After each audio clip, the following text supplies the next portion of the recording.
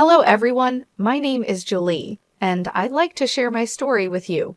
My mother-in-law, Kelly, wasn't always the vain and shallow woman she is today.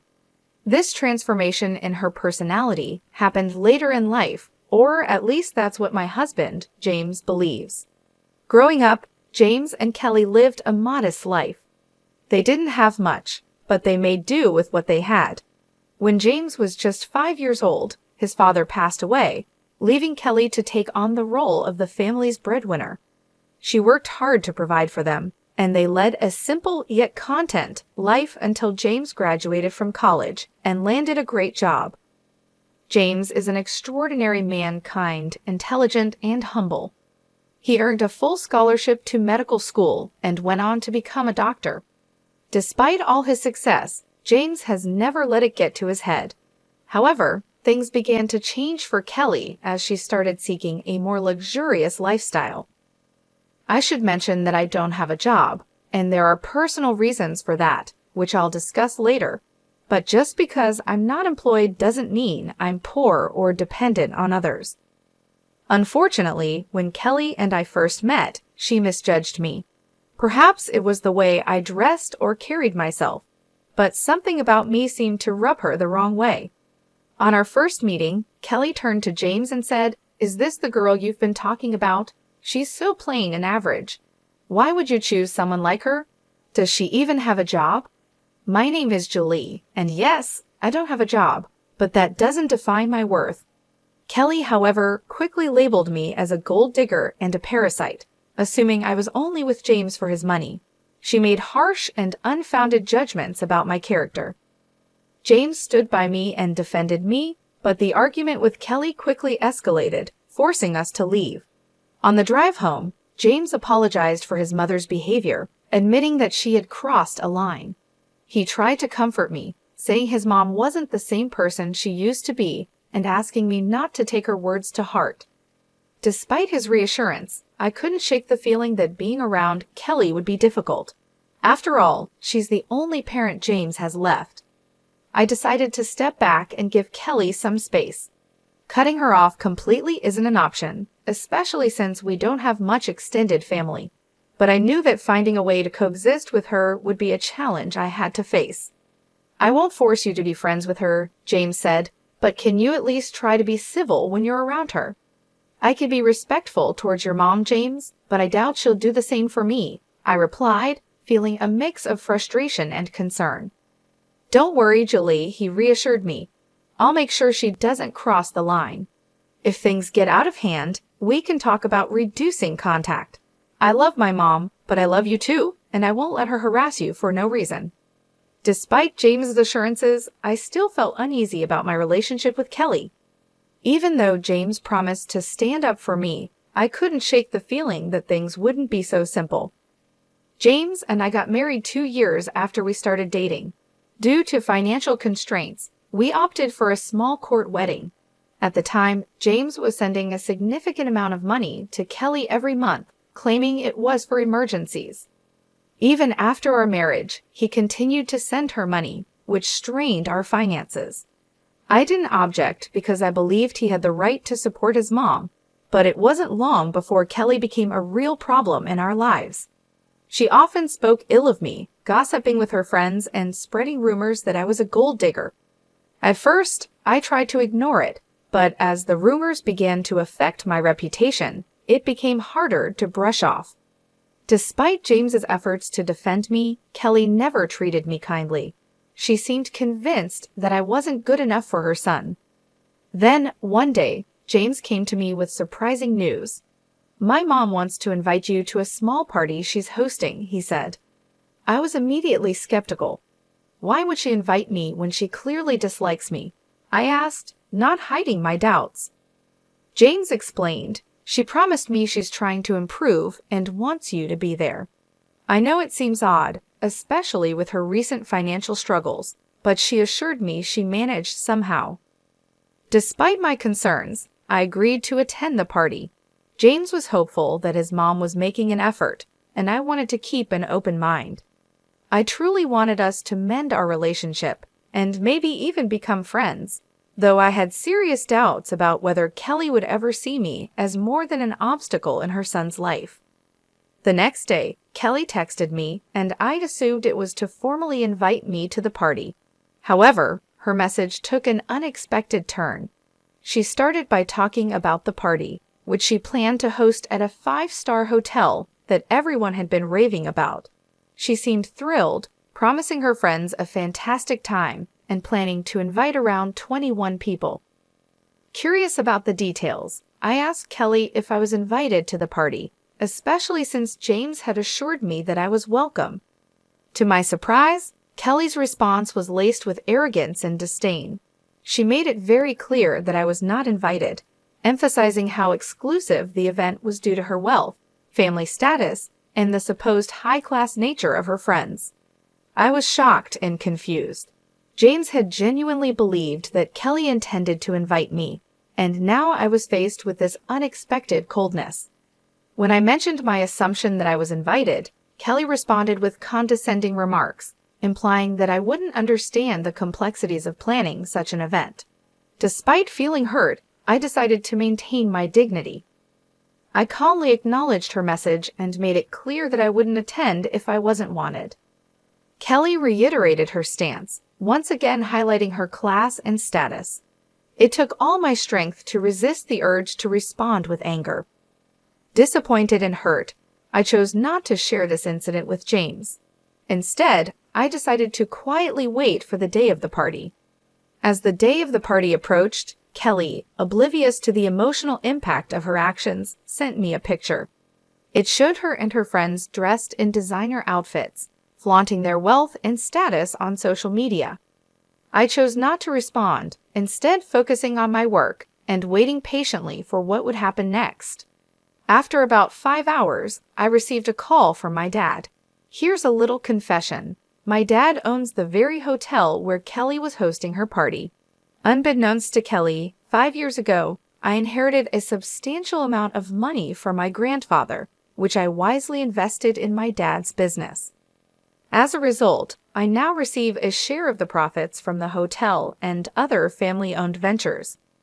Despite coming from a well-off family, I've always preferred to keep this low-key, which is why Kelly had no idea about my background or the high cost of the 5-star hotel she had chosen for her party. During the party, Kelly and her friends ordered freely without bothering to check the menu or the prices, resulting in a hefty $5,000 bill. This turn of events presented the perfect opportunity for a bit of justice. My dad called to inform me that Kelly was at the hotel, shocked by the $5,000 bill she had amassed. She was now pleading for a 60% discount, claiming she was short on cash. What made the situation even more satisfying was that Kelly and her friends had been rude and entitled throughout the event, upsetting the hotel staff. As expected, I shared my frustration with my dad, recounting how Kelly had boasted about her party just to mock me for not being invited.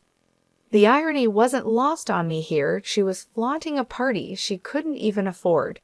My dad understood my frustration and also mentioned how difficult Kelly and her friends had made things for his staff with their rude behavior. Seeing a chance for some poetic justice, I suggested a little revenge. I proposed that Kelly and her friends should be made to wash the dishes, clean the entire kitchen, and mop the floors as a consequence of their insulting behavior. I wanted to make sure that everyone who had mistreated the staff would face the same consequences. And if Kelly tried to pull any tricks, my dad could always call the cops on her. My dad laughed at the idea and gave it a big thumbs up. He even offered to send me pictures of the whole event. It seemed like the perfect opportunity to turn the tables on Kelly and teach her a lesson about humility and respect. Just the thought of it brought a sense of satisfaction, knowing she would finally face the consequences of her actions. A little over an hour later, my dad sent me pictures of Kelly and her friends washing dishes and scrubbing the floors at our restaurant. The images were priceless. My dad also shared a funny twist in the story. When Kelly spotted him at the restaurant, she looked relieved, thinking she was about to be rescued. She confidently told him that she knew the owner and they would be able to get out of the situation. But to her shock, my dad instructed her to start cleaning the restaurant. Kelly was stunned and tried to protest, but my dad quickly reminded her that since she didn't consider me family, he didn't consider her family either. It was a hilarious turn of events, and while I wish I could have been there to see it in person, the pictures were more than enough to make my day. A little while later, James came home looking visibly upset. I could tell that Kelly had already contacted him and likely twisted the story to suit her narrative. As he approached me, he immediately questioned what he had heard something about my dad making his mom wash dishes at the restaurant.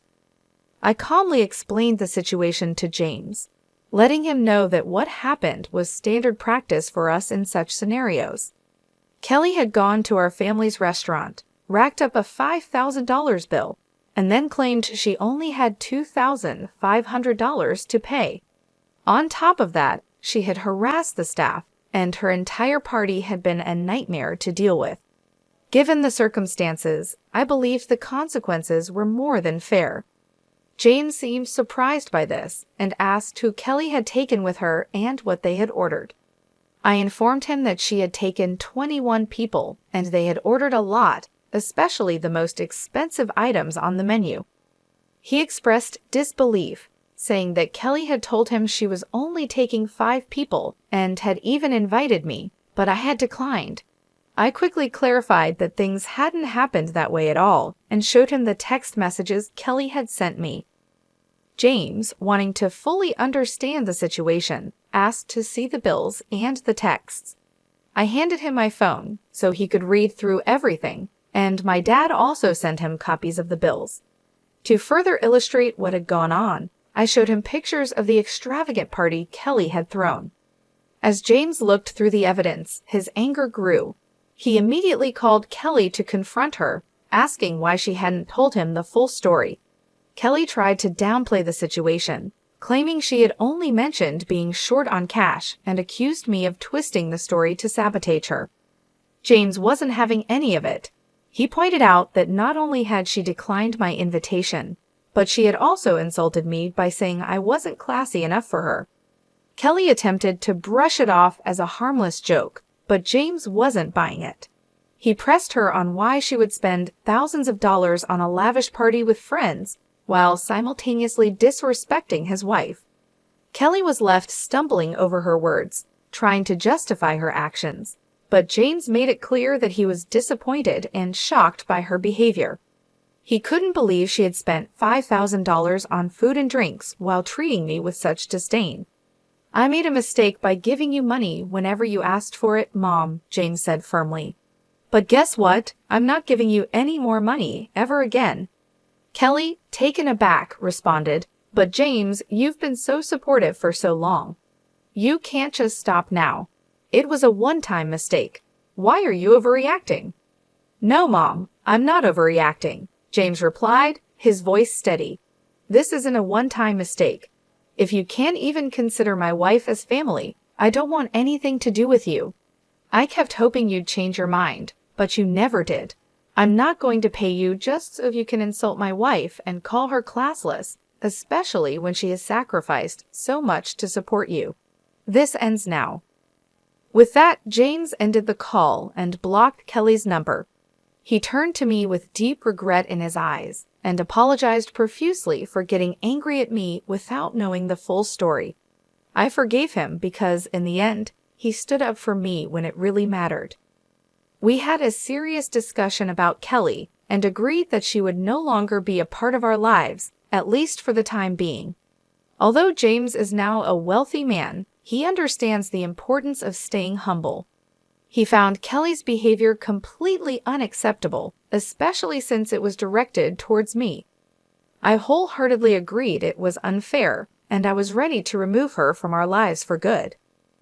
In the days that followed, Kelly's desperation grew. She realized that her own actions might have permanently damaged her relationship with her son, sending her into a state of panic. She started showing up at our house, demanding to speak with James. Each time she was turned away at the door, her demands turned into pleas and eventually into outright begging. Despite having a job, Kelly's income wasn't enough to support the high-end lifestyle she had become accustomed to over the years. Now, with James cutting her off financially, she found herself struggling. Meanwhile, instead of continuing to support Kelly, James chose to invest some of his funds into my dad's business, helping him open new hotels and restaurants in the neighborhood. Kelly was left to face the consequences of her actions, realizing too late that her behavior had cost her more than just money. It had cost her the relationship with her son. We do have plans to expand our hotel business into bigger cities, but we'll have to take things one step at a time and see what the future holds. There's a lot to consider when making such a big move, and we want to make sure everything is done right. Since James stopped sending money to Kelly, her life has taken a significant turn. She was used to living a much more comfortable and extravagant lifestyle, but now things have changed dramatically for her. Without the financial support from James, Kelly found it increasingly difficult to maintain her rented condo. The bills started piling up, and she quickly realized that her own income wasn't enough to cover the high costs she was used to. After struggling to make ends meet, she finally decided to end her lease and move into a much smaller one-bedroom apartment. Now, after paying all her bills, she barely has any money left for anything extra. The luxuries she once took for granted are no longer within her reach. We know all of this because Kelly makes sure to keep us informed through emails, of course. She still tries to downplay her past behavior, acting as though we're the ones overreacting and that she's done nothing wrong. But the reality is clear. Her actions have led to this situation, and as a result, she'll be out of our lives for the foreseeable future. Just a month ago, I discovered that I'm pregnant, and James and I couldn't be happier. This news has brought so much joy into our lives, and we're completely focused on preparing for the arrival of our little one. We've been busy planning every detail, from setting up the nursery to making sure we have everything we need for when the baby comes. It's an exciting and busy time, but we wouldn't have it any other way. Honestly, I'm relieved that our child won't be exposed to the kind of negativity and shallowness that Kelly represents. As we prepare to welcome our baby into the world, I'm determined to protect our child from any harmful influences, especially from someone who has shown such little regard for others. If the time ever comes when Kelly tries to be a part of our child's life, I'll make sure she doesn't have the opportunity to fill our child's head with any nonsense or negativity. For now, we're focusing on being the best parents we can be and ensuring that our child is born into a loving and supportive environment. We're hoping for a healthy, happy baby, and we're grateful for all the blessings we've received. As we embark on this new chapter in our lives, we kindly ask for your well wishes and support as we prepare to welcome our little one into the world.